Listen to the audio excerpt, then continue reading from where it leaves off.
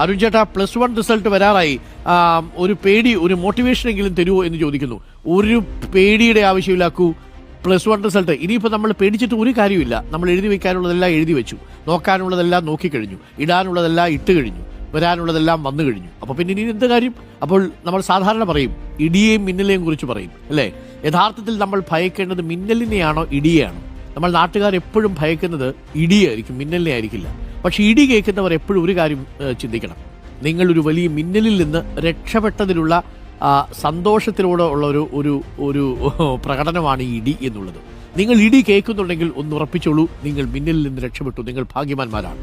ഇടി കേൾക്കാൻ അവശേഷിക്കുന്നില്ലെങ്കിൽ അതിൻ്റെ അർത്ഥം മിന്നലോടുകൂടി തീർന്നു എന്നാണ്. അതുകൊണ്ട് പരീക്ഷ എഴുതി കഴിഞ്ഞു, ഇനിയിപ്പോൾ ഒന്നും നോക്കേണ്ട കാര്യമില്ല.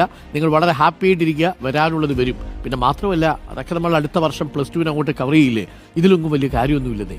SSLC പരീക്ഷയും +1ഉം +2 ഒക്കെ ഉന്നത മാർക്കൊക്കെ വാങ്ങിയ മനുഷ്യരൊക്കെ ജീവിതത്തിൻ്റെ പടുകുഴിയിലൊക്കെ പോയ ചരിത്രമുണ്ട്. അതേപോലെ പടുകുഴിയിൽ വീണ മനുഷ്യരൊക്കെ ഉന്നതങ്ങളിലെത്തിയ ചരിത്രവും നമ്മുടെ മുന്നിലുണ്ട്.